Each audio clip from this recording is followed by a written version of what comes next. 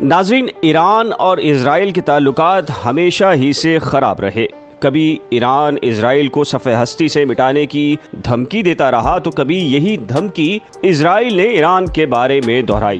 اسی تناظر میں اب اسرائیلی وزیر اعظم نفتالی بینٹ نے ایک نیا بیان جاری کر دیا ہے، جس کے بعد ایران اسرائیل میں نئی بحث اور سر جنگ کا آغاز ہو چکا۔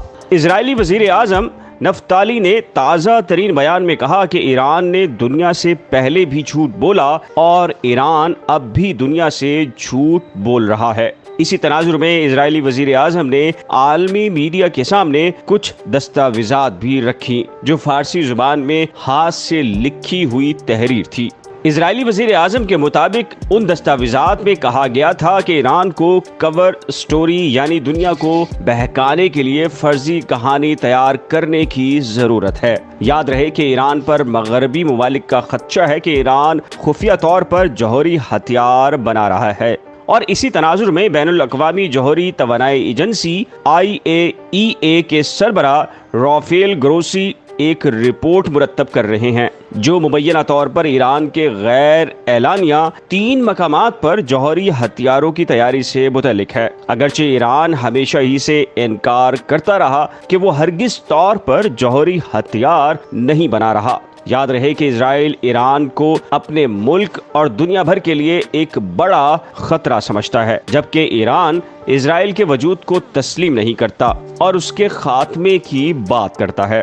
سب سے اہم بات یہ ہے کہ اسرائیلی وزیر اعظم نے درجنوں دستاویزات اور CDs پیش کی تھیں جو ان کے بقول موساد کے ایجنٹ تہران سے چوری کر کے اسرائیل لائے تھے۔ یاد رہے کہ سن 2018 میں امریکہ ایران کے ساتھ ہونے والے جوہری معاہدے سے نکل گیا تھا، لیکن کہا جاتا ہے کہ اس کے بعد سے ایران مبینہ طور پر معاہدے کے تحت روکی گئی سرگرمیوں کو جاری رکھے ہوئے ہے۔ خیال رہے کہ IAEA نے کہا کہ ایران کے افسردہ یورینیم کا تخمینہ ذخیرہ سن 2015 کے معاہدے کے تحت دی جانے والی اجازت سے 18 گنا زیادہ ہے۔ یورینیم وہ مادہ ہے جس سے ری ایکٹر کے ایندھن بنانے اور بہت تک جوہری بم بنانے میں استعمال ہوتا ہے۔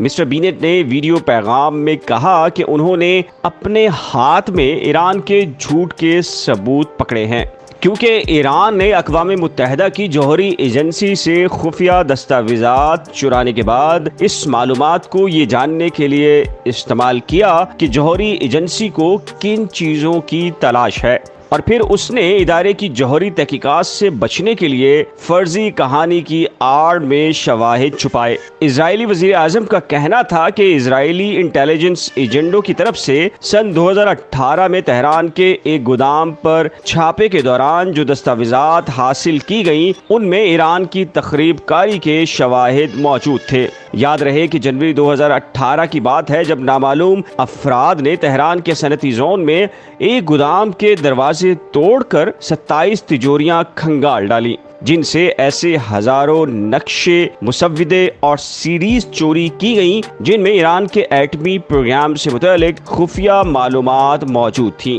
یہ ایران کی تاریخ میں سب سے بڑی ڈکیتی تھی، لیکن ایرانی حکام نے مکمل خاموشی اختیار کی، کیونکہ یہ چوری کسی ہیروں جواہرات کی نہیں بلکہ جوہری ہتھیاروں کی تیاری سے متعلق تھی۔ اور پھر 3 ماہ بعد یہی چوری شدہ دستاویزات 2000 کلومیٹر دور اسرائیل کے شہر تل ایب میں منظر عام پر لائی گئیں۔ پھر اسرائیلی وزیر اعظم نے دستاویزات کی کاپیاں دکھائیں اور بتایا کہ اس میں ایران کے اس وقت کے وزیر دفاع کے اپنے اعلیٰ جوہری سائنسدان محسن فخری زادہ کے لیے فارسی میں ہاتھ سے لکھے ہوئے نوٹ ہیں۔ یہی وجہ ہے کہ اسرائیلی وزیر اعظم نے اب یہ کہا کہ ایک نوٹ میں یہ پڑھا جا سکتا ہے کہ جلدی یا بدیر وہ یعنی IAEA والے ہم سے پوچھیں گے کہ ہمیں ان کے لیے ایک جامع کور سٹوری تیار رکھنے کی ضرورت پیش آئے گی۔